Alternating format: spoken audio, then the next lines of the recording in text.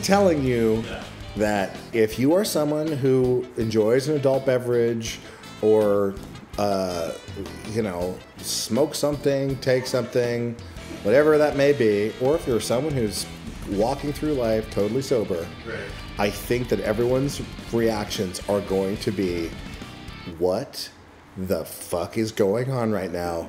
This is bananas.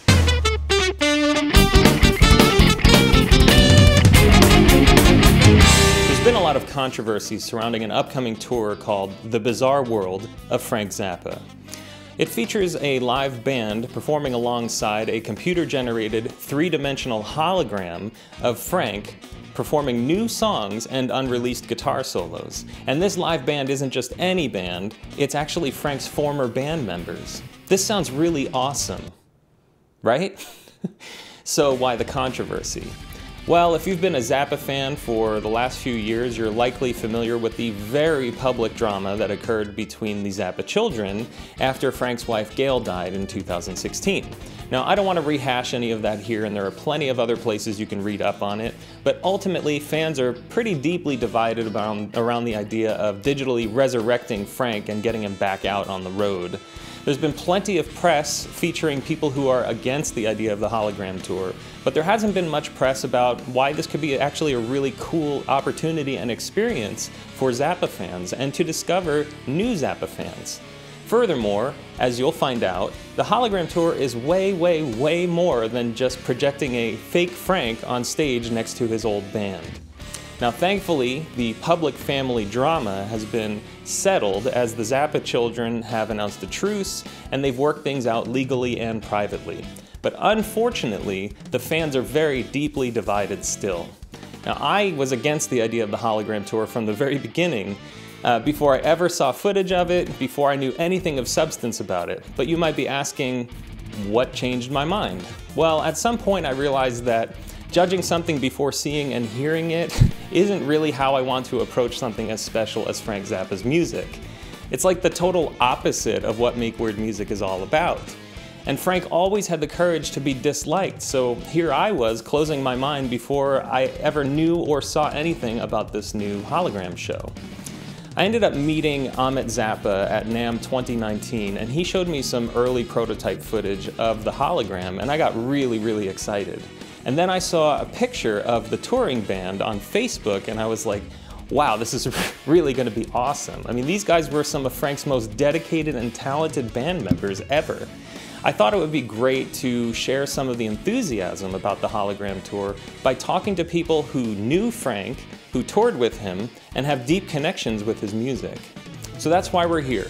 Let's open our minds and focus the narrative back on Frank, his music, his use of cutting-edge technology, and how all of that fits into the bizarre world of Frank Zappa.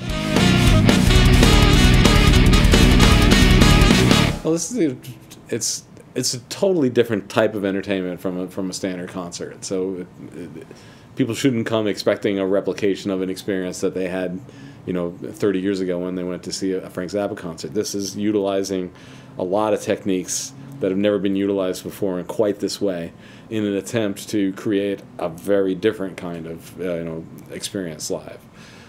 My mother would pull me in, and no one was thinking outside of the box, and I would say that it probably would have happened sooner when my mother was alive if other companies kind of were willing to go to these creative places that we're going to now. There just wasn't a company out there willing to do it, and after becoming close with Jeff and really saying, hey, here's the deal. This isn't just about projecting someone back out on stage, and we want to try to do something different and explore new ways of storytelling in ways that my dad did. And he was totally game. And then through that kind of process, and then I think that in trying to invent things, if timing is everything, and just I guess my background and the kinds of stuff I've been involved in. I mean, it's a big visual smorgasbord of awesome. So once I kind of laid out hey, this is, if we were going to do this, this is what I think we should do. Are you cool with this?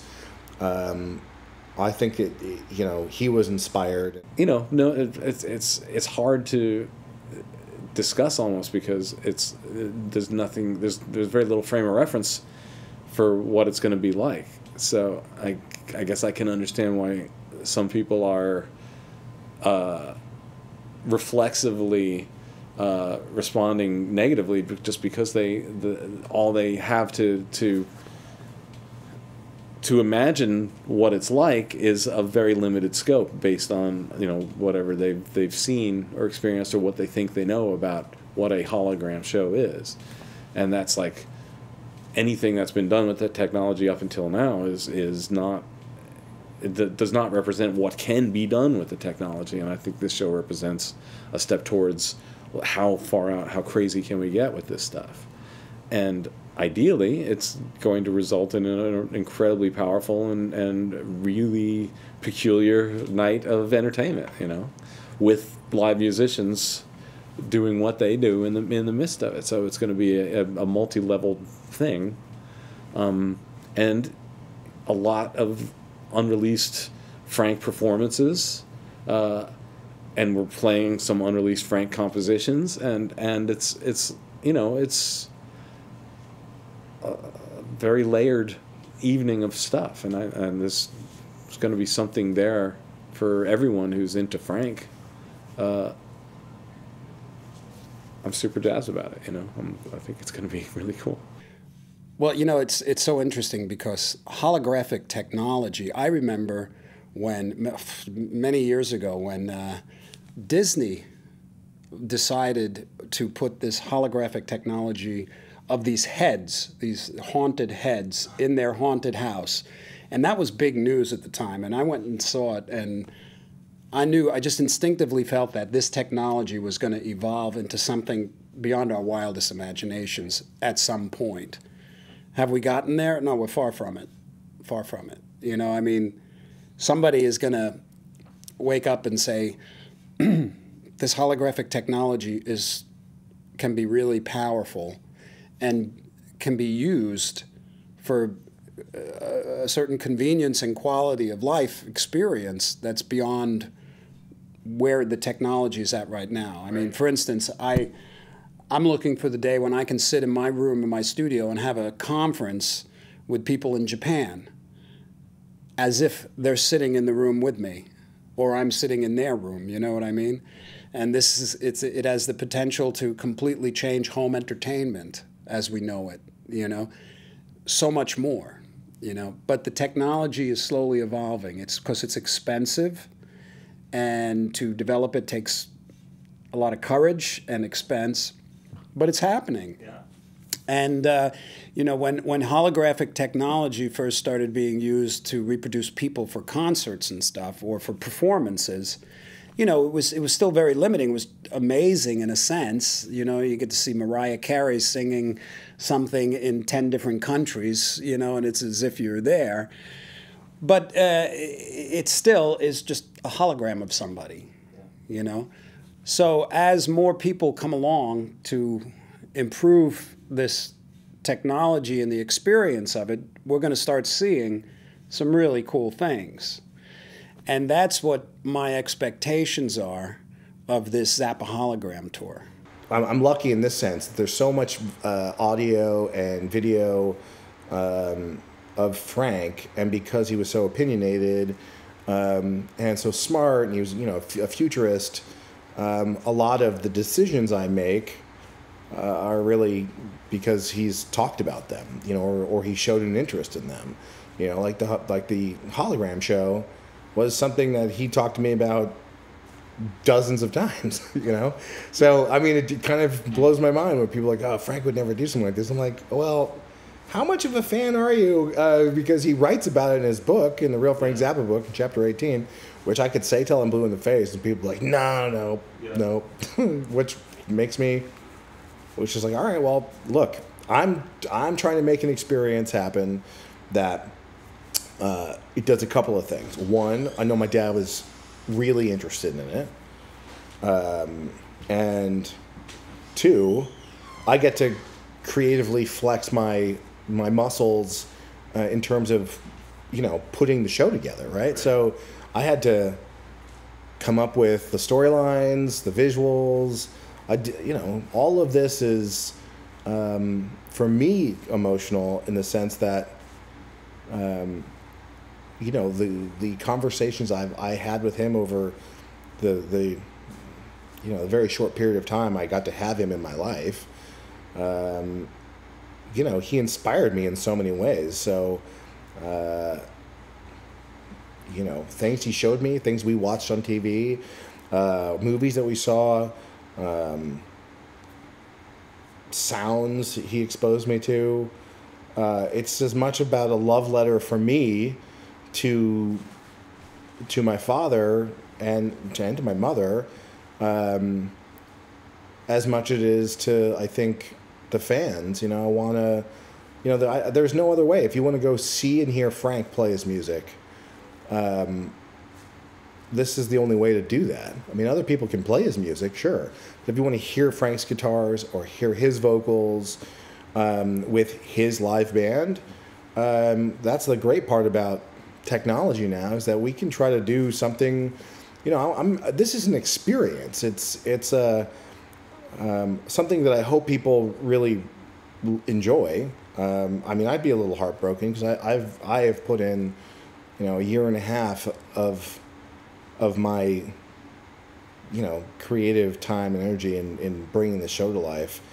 And I go to a lot of shows, and I set the bar really high for myself in terms of, forget for a second just going to a Zappa show, because I do think we do a great job of delivering a Zappa show, but I think we also, I hope people will think, well, wow, in terms of production and having an experience, this show is like, you know, you don't have to be a Zappa fan, I think, and you can come to this show and have your mind blown, you know, and that's the other thing I tried to set out to do, and because there's so much technology involved in making this happen, I think we have hopefully a good shot at having different people discover Frank's music, because I think we'll get fans, you know, and hopefully the goal is to make new fans, and because there's so much music that Frank recorded, you know, if people like what we're doing, we can keep adding to it and change it up, and so I'm pretty excited about the bizarre world. I'm very excited about it because, first of all, it's Frank. And, you know, for Frank fans like myself, his music is a treasure. It's a life treasure. Do you know what I mean? And for any opportunity to see it being performed, be it Dweezil performing it or another band or a hologram tour, I can't imagine why anybody that's as moved and touched in their life by Zappa as myself would not attend something like that. I mean, there's various levels to it that are exciting.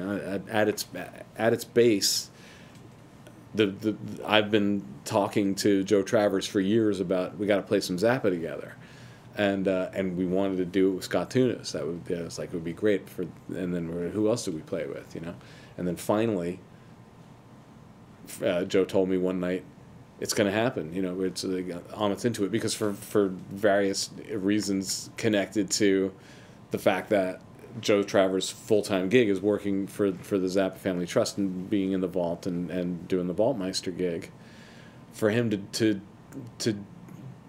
get a band together playing Zappa music, it helps in a lot of ways for it to be like a Zappa Family Trust involved project. So we were just kind of waiting, because I wanted to do it with Joe. We're just kind of waiting to see if Ahmet would be interested in doing something at some point with Frank's music in a live format. And then one night, Travers said, "We're doing it. Ahmet's ready. He wants to do the Frank Zappa band." And I'm like, "Oh, right on. That's great." And then he says, "Hologram tour," And my initial thought is people are going to freak out, which is true. People are freaking out. But then you start thinking about, well, what could this mean? I can't imagine a Frank Zappa tour, a hologram tour that's just Frank Zappa standing on stage being a hologram.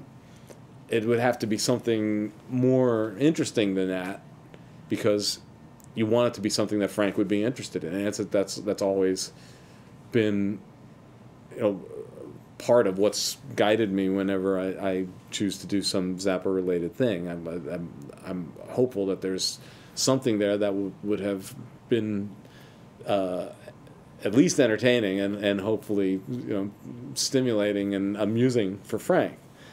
And Ahmet's vision for the holographic material in this show is so insane and so wide ranging that I know that if Frank saw this show, he would be sitting there going doing the Frank laugh for a large swath of this show. He wouldn't be. I don't imagine he'd be as interested in looking at himself, but that's also a Frank-like thing. Frank was not into being venerated or lionized or anything. He swore, and I think that is largely true, that he had zero interest in his legacy or what anybody thought about him after he was gone. So I think he would dig the fact that this show is visually focused on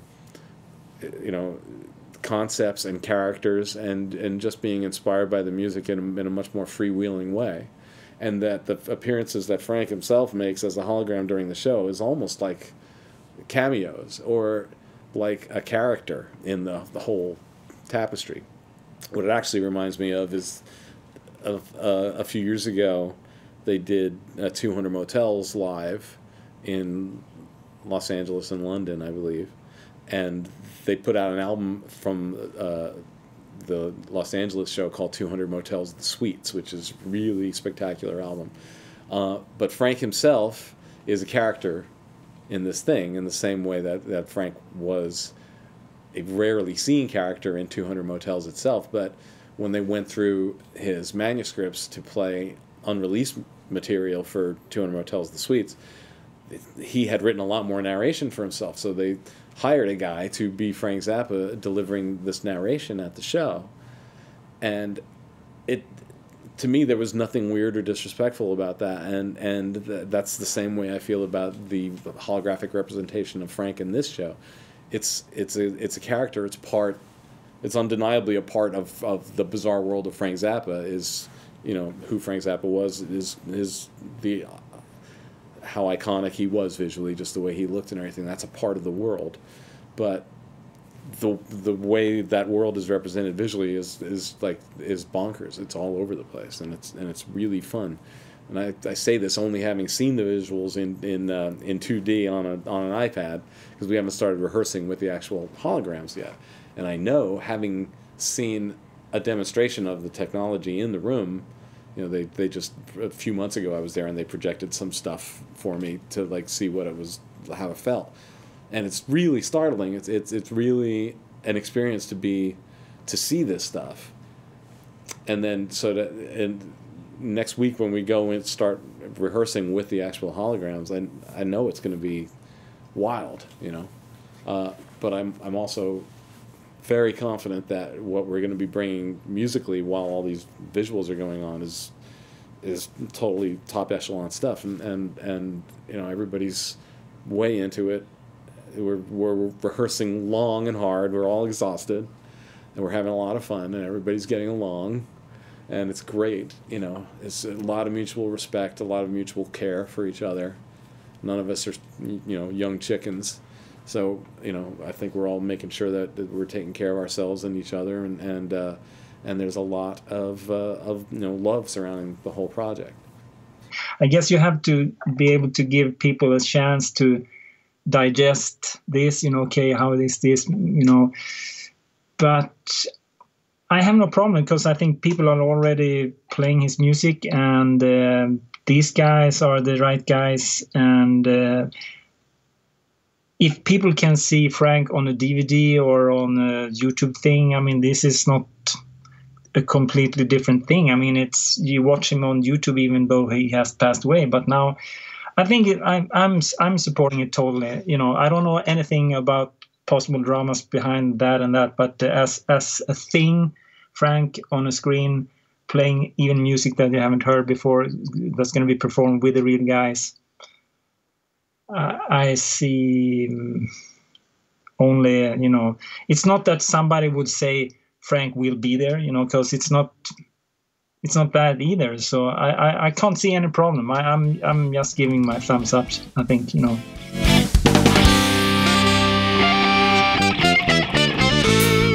The band is incredible. It's elements of the best band that Frank ever had.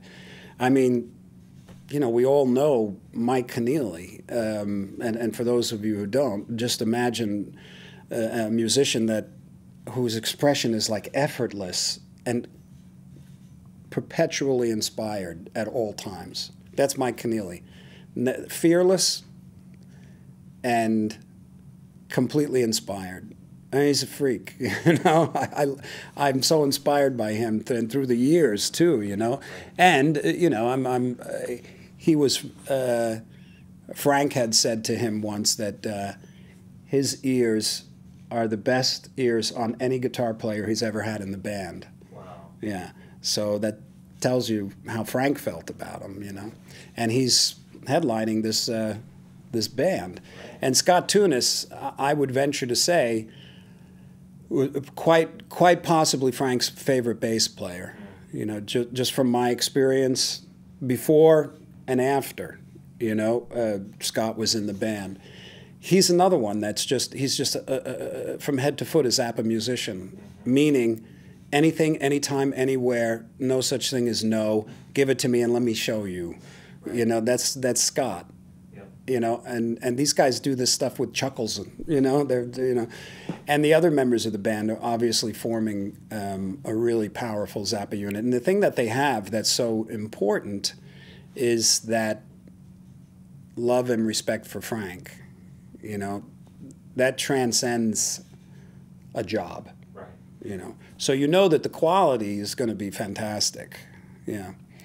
But what about the technology? Well, I don't know, but I do know this. Ahmet is focusing on expanding the technology and doing things with it that are unexpected. I believe, just from some of the stuff that he sent me, that people don't know what this really is going to be. They're thinking hologram, oh, I'm going to go see a fake, you know, whatever. I don't think that's what it is at all. Be prepared, you know. I think it's going to be something beyond beyond people's expectations. Yeah. And this is great, you know, because that's what we want, you know. I don't know how it's going to turn out, but I'm sure that it's going to be entertaining and a vital experience for Zappa fans. Why not? It has all the incredible ingredients. It has all these great ingredients.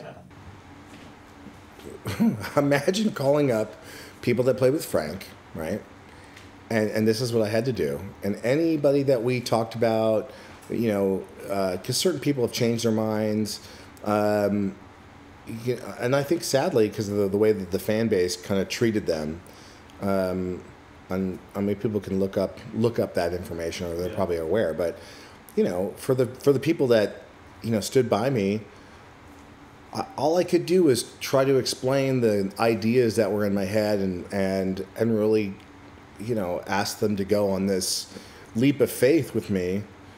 And so much of it, none of it had been figured out. There's no roadmap. We're inventing something. This is like, this doesn't happen.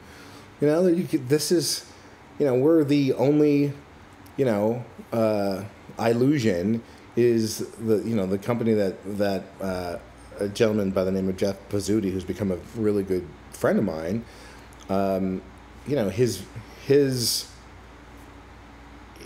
desire to kind of preserve music or create new experiences, you know, it's like he didn't come from this background. He quit his job. He was like, I believe in this, you know. And I got to say, I'm a sucker for anyone who wants to, and try to do something different. Right. And, what started off as, hey, let's have a conversation. I'd love to try to bring to life, put Frank back on the road, and what does that look like? And though different versions of former members has played his music, including Dweezil, which also has been great, but it has been going on in Grandmothers and Grandmothers of Invention and all those type of things. So now when finally this one comes with Frank, it's another level, the next level, I think. So.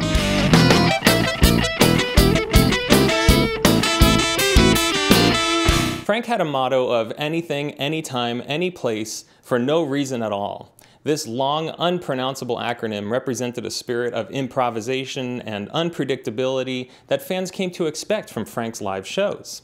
The set list was different at every show, the solos were never pre-written, and each song could be performed in various styles because Frank used hand signals like piddling with a Rasta braid on the right side of my head, that means play reggae. If I pretend to twirl braids on both sides of my head, it means play ska.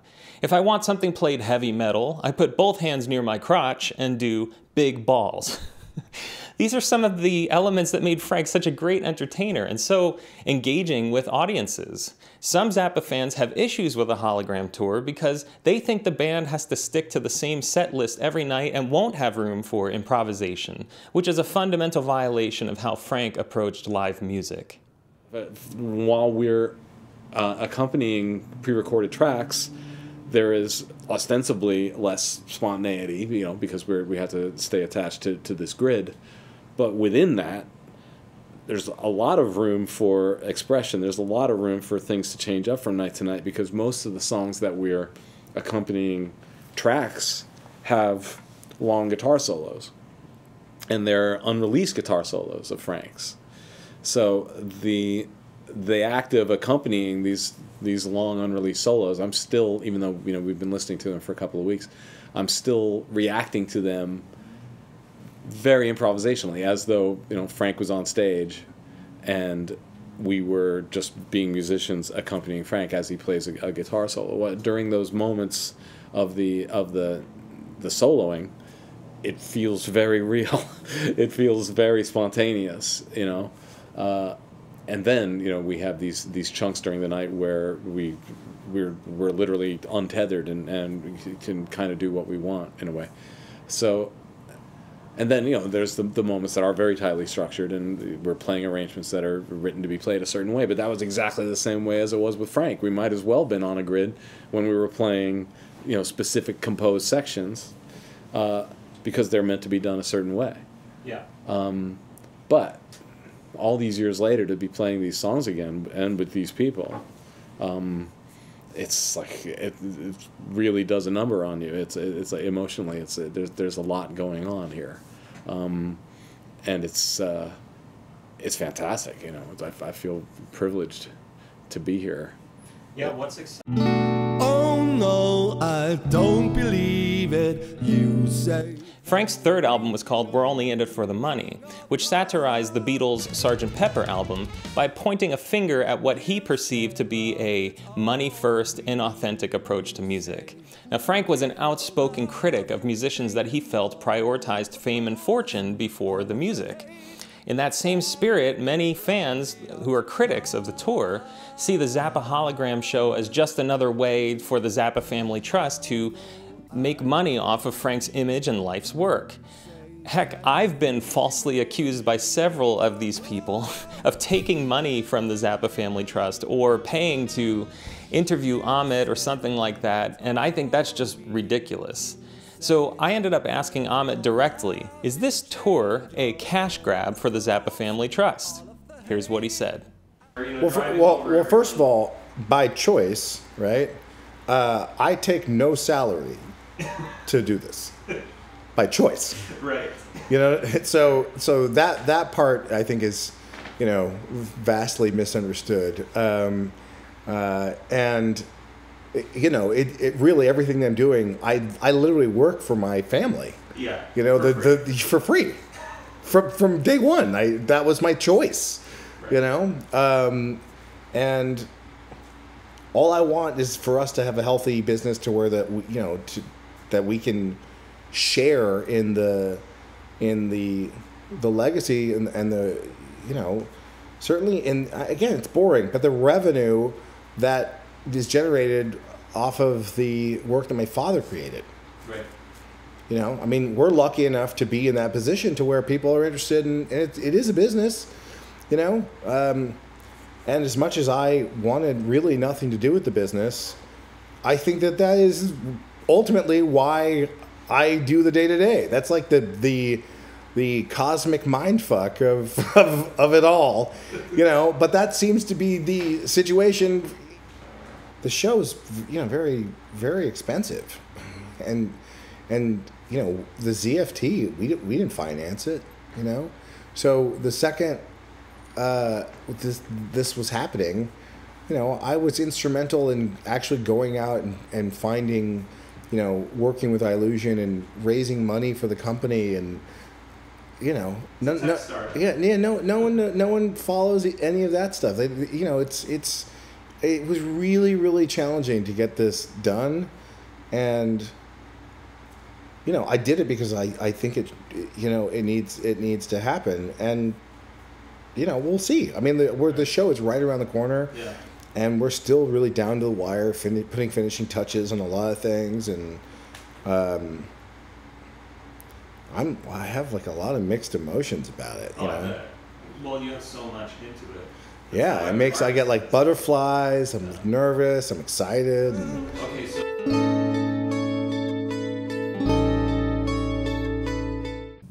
If you know, I just think I just feel being a Zappa fan, I don't want to miss this event. That's right. I don't want to miss it when Dweezil's playing. I don't want to miss it when Ahmet is doing it. I don't want to miss it if quality musicians are playing Frank's music. That's right. And the added bonus is the technology, you know. So I think that's going to be really special. I only know the way I feel, and I'm not going to miss it. Right. I would much rather see this than another Zappa Plays Zappa show, of course, because I would not mind see Frank on a big screen, footage that I haven't seen, and if you get to hear sounds from Frank and music never performed, how could you not, and you know, be happy about that? I mean, if you like his music, why shouldn't you? It's not nothing evil is happening. I think it's just somebody made this possible to see and hear his music with 2019's equipment. It's great. I'll put it this way. So I worked on this for a year and a half. Okay, I didn't take any money, right?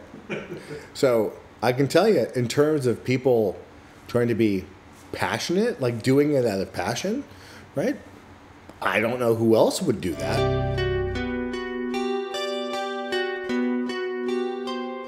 If you are undecided about attending the hologram show, I want to encourage you to go. Not only will you be supporting great musicians playing great music, but you're probably going to have a very memorable experience that shatters any expectations you had walking in.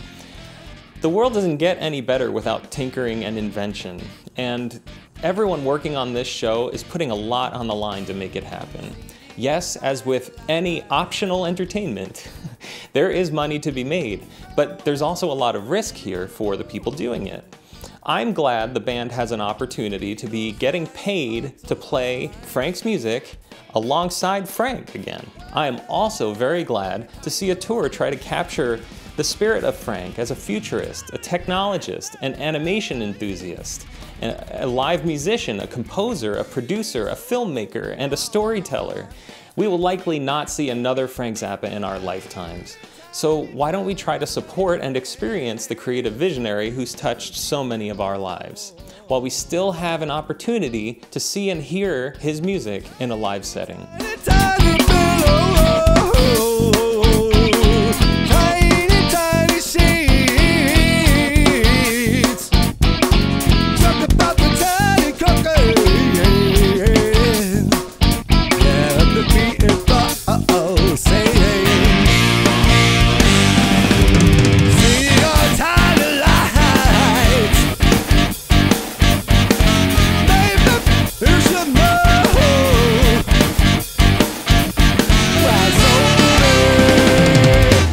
that good so well.